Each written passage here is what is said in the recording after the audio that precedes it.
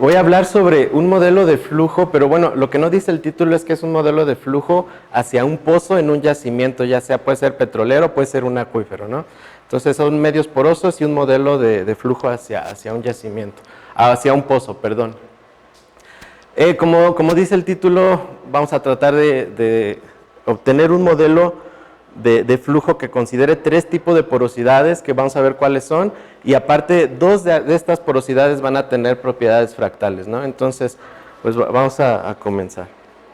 Entonces, bueno, vamos a empezar con un modelo, digamos, bastante sencillo.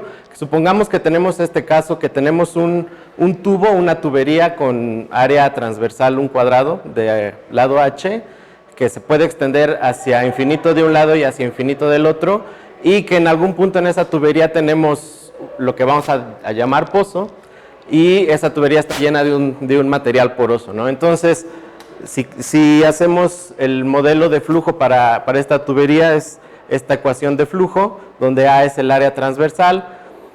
Si hay un flujo en el pozo, digamos que está extrayendo fluido de este medio poroso, bueno, el medio poroso está saturado de un fluido ligeramente compresible. Esta ecuación ya asume que ese fluido es ligeramente compresible, un líquido prácticamente.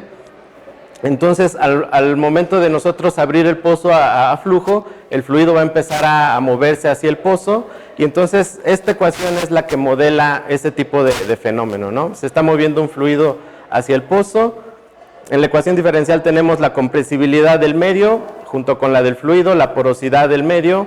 P es la presión del fluido en el dominio, A es el área, K es la permeabilidad del medio, que nos dice qué tan fácil se puede mover el medio ahí, mu es la viscosidad de ese fluido, y vamos a asumir por ahora que el fluido está entrando al pozo a una razón, a una tasa constante. Es lo que dice esta ecuación. Y que muy lejos, aquí es un error, perdón, aquí cometí un error, muy lejos del pozo, la presión a la que está el fluido es la presión inicial, ¿no? Entonces, bueno, si resolvemos esta ecuación, pues en una gráfica log-log podemos ver que el cambio de presión en el pozo lo podemos describir con esta línea, ¿no? El cambio de presión en el pozo es la presión inicial a la que estaba el fluido menos la presión resultado de resolver esta ecuación diferencial. Entonces ahora vamos a repetir lo mismo, pero para una geometría cilíndrica. Entonces tenemos ahora un cilindro donde tenemos que el área del cilindro está dado a un radio, está dada por esto. Tenemos una ecuación que simula este fenómeno y, como podemos ver, es la misma ecuación anterior, ¿no? ¿Qué es lo que cambia en la ecuación o en el modelo? Pues el área, es el único cambio que hay. Y si nosotros resolvemos esta ecuación y graficamos cuál es el cambio de presión en el pozo, pues obtenemos esta curva.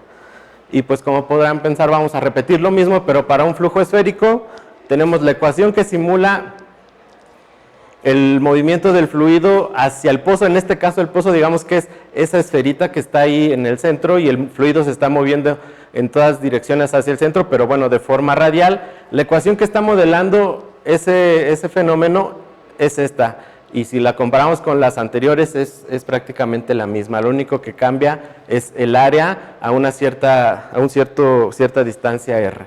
Y si graficamos la caída de presión en el pozo respecto al tiempo, pues tiene ese comportamiento. Entonces, bueno, esto lo podemos resumir en un modelo general. Si yo pongo el área, la escribo de esta forma, donde esta es la función gamma, y n, cuando n es igual a 1 tengo un flujo lineal, cuando n es igual a 2 un flujo cilíndrico, y cuando n es igual a 3 tengo un flujo esférico. Es la misma ecuación que describe los 3 fenómenos. Entonces, pues yo grafico las caídas de presiones y tengo estos casos: flujo lineal, flujo cilíndrico y flujo esférico. Pero escribir el modelo de esta forma tiene una ventaja, que yo puedo ahora decir, n no va a ser un entero, n yo puedo decir que es un número real en este intervalo de 1 a 3, y como pues el área simplemente cambio, en vez de n pongo ds, que hice el cambio de variable, la función gamma pues la puedo seguir evaluando, y renombro la variable r que tenía antes como ahora una variable s. Entonces tengo la misma ecuación, ahora tengo el área está descrita por esta otra ecuación, y pues tenemos los mismos casos anteriores, pero tenemos nuevos casos. Cuando ds es igual a 1 es el flujo lineal anterior, pero cuando ds es igual a 1.5, ¿qué tipo de flujo es el que me está describiendo esta ecuación? Cuando ds es igual a 2, el flujo cilíndrico, pero cuando ds es 2.5, ¿qué tipo de fenómeno me está describiendo esta ecuación? Entonces la pregunta ahora es, yo tengo esta ecuación que me está modelando un flujo hacia un pozo, pero cuando ds es un número fracción o un número real en este intervalo, ¿cuál es el flujo que está sucediendo ahí? Entonces, bueno, para responder esta ecuación vamos a hacer un pequeño paréntesis y vamos a ver muy rápido la teoría del caminante aleatorio. Entonces, si yo pongo un caminante aquí o una partícula aquí en esta malla cuadriculada, y digamos que ese punto va a ser mi origen, entonces en un cierto paso de tiempo fijo, el caminante se mueve hacia un punto en la malla, pero va a elegir la dirección de forma aleatoria. Entonces, repetimos eso para un número suficiente de caminantes y hacemos una pequeña estadística, y esa estadística nos va a decir que la distancia al cuadrado promedio de los caminantes respecto al origen es proporcional al tiempo que estuvieron caminando. Perdón. Y que la probabilidad de que el caminante regrese al origen en un cierto intervalo de tiempo t es proporcional a la dimensión de la malla entre dos, bueno, con el signo negativo, es decir, si la malla es una sola línea, pues va a ser menos un medio. Si la malla, como en este caso está en dos dimensiones, son 2 medios, o 1. Y si la malla es una cuadrícula en 3 dimensiones, pues sería 3 medios. Este mismo fenómeno, bueno, se puede hacer la demostración que este mismo fenómeno obedece a esta ecuación diferencial, que básicamente es un proceso difusivo, junto con estas condiciones de frontera. Si nosotros observamos esta ecuación, es prácticamente la misma que la ecuación que habíamos puesto antes para un flujo hacia un pozo. Pero ahí las direcciones ya son continuas. Sí, bueno, aquí ya hay continuidad y todo eso, sí. Sí, sí. Entonces, ¿qué pasa si yo repito este mismo experimento pero en un fractal? Es decir, ahora mi malla, donde se pueden mover esos caminantes, ya no es una cuadrícula, sino es un fractal. Entonces, repitiendo lo mismo y haciendo estadísticas, esa distancia al cuadrado promedio de donde inician los caminantes es proporcional al tiempo que estuvieron viajando, pero elevada a este exponente, donde aparece, bueno, hay varias formas de escribirlo en la literatura. Una es esta, donde este coeficiente teta se le llama coeficiente de difusión anómala, porque me está describiendo que si el otro caso era un proceso difusivo, podríamos pensar que este también, pero al aparecer este término, pues se le llama coeficiente de difusión anómala. Y ahora la probabilidad de que un caminante regrese al punto donde partió después de cierto tiempo es proporcional a la dimensión del fractal entre 2. Bueno, esto es muy parecido a lo anterior, en vez de n tiene la dimensión del fractal. Pero ahora tenemos la pregunta, ¿cuál es la ecuación diferencial que me puede modelar este tipo de fenómeno? Entonces, bueno, ya tenemos dos preguntas. La primera era, yo tengo un flujo hacia un pozo donde tenía una ecuación diferencial, pero no sabíamos qué tipo de fenómeno describía. Y ahora aquí tenemos un fenómeno que sé cuál es, que es una difusión anómala, pero no tengo la ecuación diferencial que lo modela. Entonces, pues, vamos a juntar ambas cosas. Entonces, lo que vamos a decir o vamos a asumir es de que ese flujo que describía o que describe esta ecuación cuando ds es un número fraccionario, lo podemos ver como que es un flujo en un medio fractal, ¿no? Entonces lo que vamos a hacer ahora es, ok, yo tengo mi ecuación, tengo las condiciones de frontera de este fenómeno. Entonces voy a resolver esta ecuación con estas condiciones de frontera y a la solución de esa ecuación le voy a pedir que satisfaga estas propiedades. Bueno, aquí hay algo que hace falta agregar, que esta S que está aquí, que en algún momento se cambió de R a S, también hay dos suposiciones. Una suposición es que un flujo en un fractal y la siguiente suposición es que la distancia que recorre una partícula de fluido en el fractal sigue una trayectoria que también es un fractal. Entonces aquí son dos condiciones o dos suposiciones que estamos haciendo. Todavía no podemos decir que esto es así y esa es la realidad, pero son dos suposiciones que hacemos. Y entonces, si la trayectoria que sigue una partícula de fluido en ese proceso difusivo es una trayectoria fractal, entonces yo puedo escribir esta ecuación. Es común decir, bueno, cuando se quiere medir, si tenemos un fractal y queremos medir en este caso es una línea fractal y queremos medir la longitud de la línea fractal, generalmente se escoge una escala a la cual se va a medir esa longitud y en base a esa escala vamos a tener un resultado. En este caso la escala está dada por este parámetro A y el parámetro alfa me indica cuál es la dimensión fractal de esa línea por donde se está moviendo el fluido. Entonces, bueno, resolvemos la ecuación, tiene esta expresión, calculamos estas dos y eso nos va a decir que la dimensión fractal de esa línea por donde se va moviendo una partícula de fluido es 2 más teta entre 2, donde recordemos que teta es el coeficiente de difusión anómala y que la SDS que aparece aquí es 2 veces la dimensión del fractal entre 2 más teta. Entonces lo que hicimos hasta ahorita es describir un proceso difusivo hacia un pozo en un medio poroso donde aparecen los dos parámetros que tienen que ver con fractalidad. Un parámetro es la dimensión del fractal de F y otro parámetro es el coeficiente de difusión anómala. Y entonces vamos a partir de esta ecuación, que es la ecuación que vamos a usar como que ya está ocurriendo un proceso de difusión en un fractal, o sí, de difusión, para construir ahora un modelo de triple porosidad. Entonces, ahora vamos a hacer como que unas suposiciones más, ¿no? Entonces, ¿cuál es un modelo de 3 porosidades? Un modelo de 3 porosidades asume que ese medio donde hay un fluido, ya sea en un acuífero o en un yacimiento petrolero, en ese medio hay 3 tipos de porosidades principales.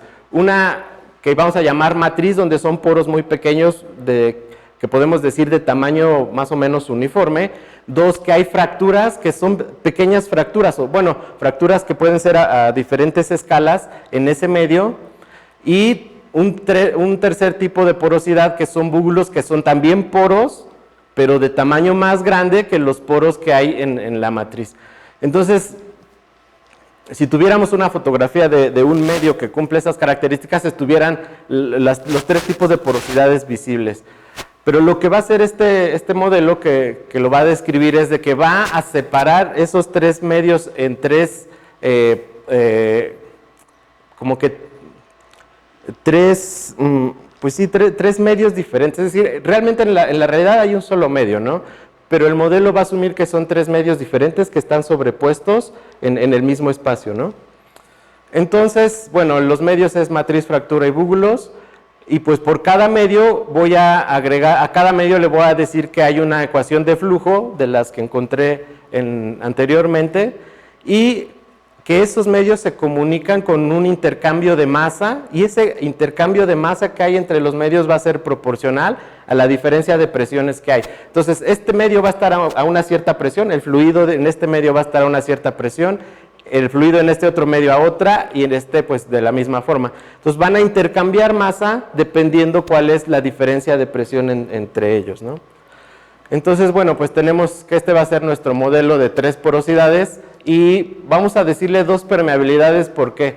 Porque vamos a asumir que en esa matriz o en ese medio poroso que es la matriz, el fluido se mueve de forma muy lenta respecto a los otros 2 medios. Entonces vamos a despreciar en la ecuación diferencial el término que nos dice cómo se va moviendo el fluido. Entonces esta ecuación en la parte derecha del igual es lo mismo que ya habíamos encontrado antes, donde tenemos ahora la dimensión del fractal de las fracturas y el coeficiente de difusión anómala de las fracturas, y del lado derecho nos indica cómo está intercambiando masa el medio de las fracturas con los otros medios. Este es el término que me dice cómo intercambia masa con la matriz y cómo intercambia masa con los, perdón, es fracturas con matriz y fracturas con búbulos. Y para el medio que son búbulos, y repetimos la misma ecuación, hacemos un copia y pega, cambiamos la dimensión del fractal y el coeficiente de difusión anómala y pues ponemos los términos de intercambio de masa entre este medio y los otros dos. Ahora, es muy común en este tipo de modelos que modelan flujo hacia un pozo petrolero o un pozo en un acuífero, escribirlos en forma dimensional o forma sin dimensiones.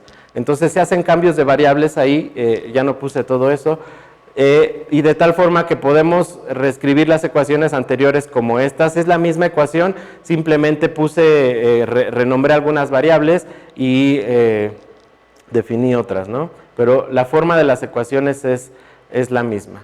Entonces, estos parámetros que aparecen aquí son los parámetros que me describen finalmente cómo es un flujo en un yacimiento o en un acuífero, un flujo hacia un pozo, donde dos de esos medios tienen propiedades fractales.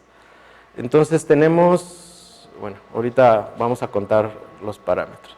Las condiciones iniciales y de frontera, bueno, no las había puesto, pero las condiciones iniciales y de frontera para esas variables sin dimensiones es que la presión en el yacimiento en el tiempo cero es cero, la presión muy lejos del pozo cuando ese RD tiende a infinito es cero.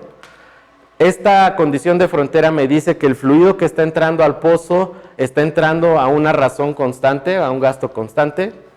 Y esta ecuación de acá me dice que en el pozo la presión en el medio de fracturas y en el medio de buglos debería ser la misma, y eso es lo que nosotros vamos a denotar como la presión de pozo. Entonces, bueno, para resolver ese modelo se aplica la transformada de Laplace en la variable temporal. Eso reduce el sistema de tres ecuaciones diferenciales a dos. Bueno, lo que queremos resolver o encontrar son las presiones. Entonces tenemos dos ecuaciones diferenciales con dos incógnitas, la presión en fracturas, la presión en búbulos, pero en este caso esta ecuación ya está en el espacio de Laplace. Lo que se hace ahora es hacer un cambio de variable de esta forma, x igual a log de r, y luego se aplican diferencias finitas, se discretiza la ecuación y se llega a un sistema lineal de este estilo, y este sistema lineal pues me va a dar las presiones, tanto en fracturas como en búbulos, en los nodos de discretización. Entonces, una vez que se resuelve ese sistema lineal, se encuentra la presión en el pozo como la presión de alguno de los dos medios, puede ser cualquiera por la condición de frontera que se había puesto antes, puede ser cualquiera de las dos presiones.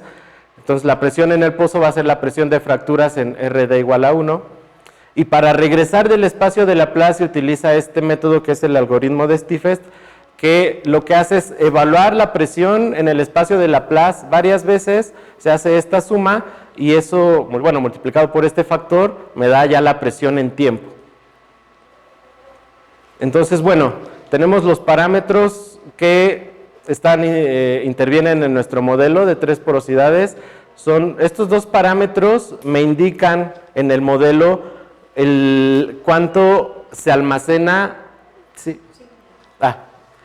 Bueno, cuánto se almacena, me dice cuánto del aceite, bueno, cuánto del fluido que hay en ese medio está almacenado en fracturas, me da una idea de cuánto está almacenado en búbulos.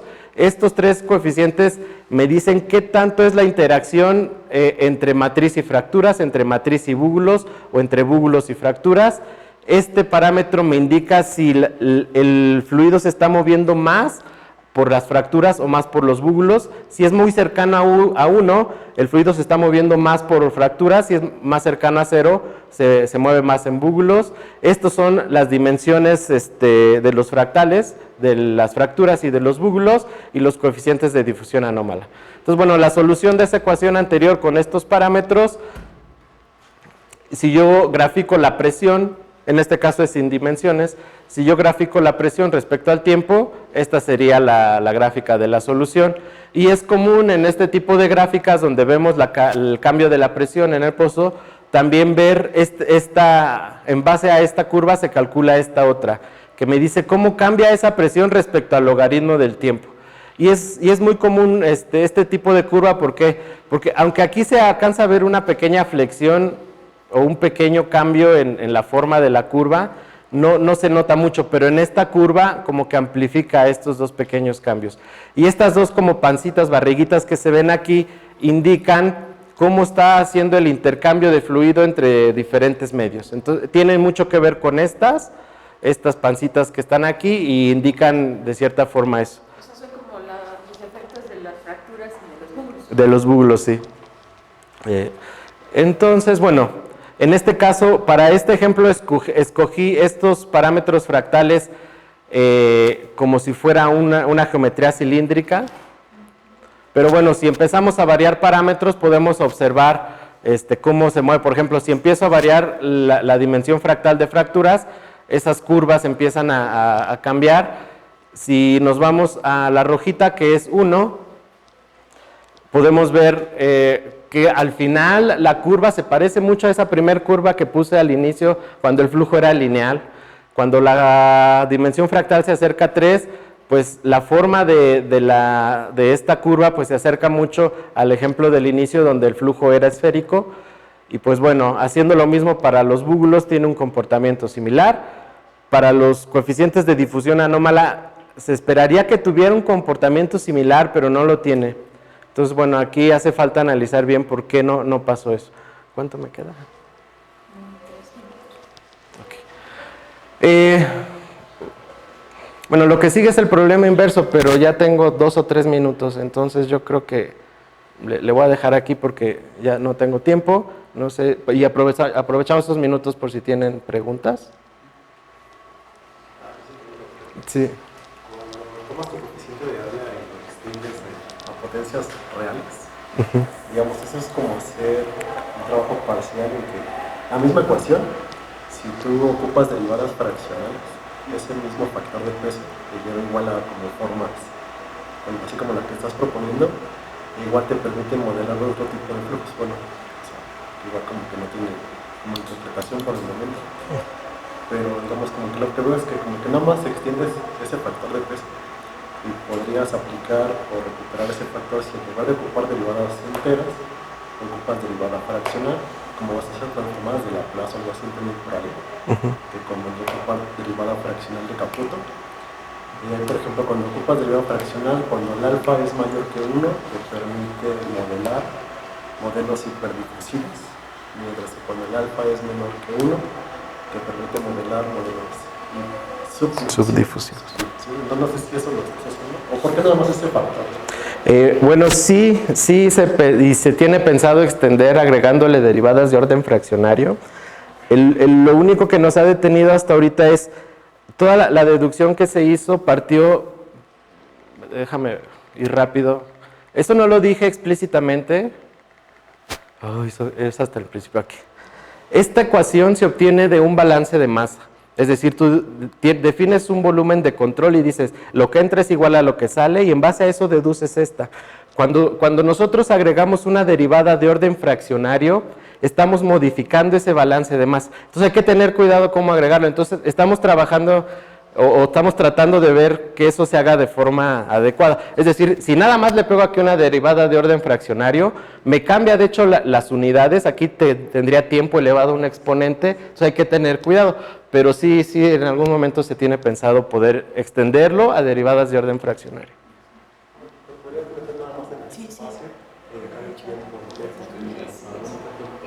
Podría ser, sí. Tienes 3 modelos, el lineal, el cilíndrico y el esférico, y entre esos 3 modelos tú tienes la n, la cambias por la dimensión fractal para estar en medio, ¿qué pasa? ¿No? En medio de esos modelos. Sí. Yo la pregunta es, ¿tienes un fractal? O sea, pero a veces los fractales son muy complicados. Sí. Sacar la dimensión fractal es complicado. Sí. O sea, ¿cómo sabes cuál es tu dimensión fractal y cuál es el fractal que estás usando? O sea, ¿cuál es el fractal que estás usando? Si es sencillo, si ya lo sabes, o sea, no es cualquier fractal. No, bueno, aquí pasa algo. Cuando tenemos un fractal y le calculamos su dimensión, eso nos da un número. Pero ese número yo lo puedo obtener de muchos tipos de fractales, no nada más del que usé. Entonces, en este modelo solo aparece esa dimensión. Eso no quiere decir que yo estoy caracterizando el fractal de forma explícita. No sé cuál es la geometría del fractal, simplemente tengo ese número.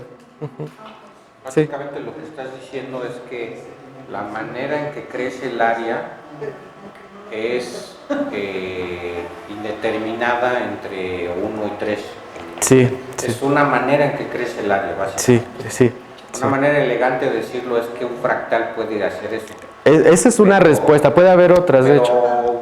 Realmente lo único que es que es una manera ¿En qué crece el área? Sí. O sea, ADR tiene una forma intermedia. Sí. Eso es todo. Ujú, sí. Disculpe, ¿y han pensado en más fases? ¿Profe, más fases? Sí, bueno, uno de los tutores que tengo de doctorado, que es petrolero, él trabaja ya esto en un modelo parecido en más fases. Bueno, con menos porosidades, pero con más fases y con fractales. Sí. Bueno, no sé si no hay otra pregunta, pues...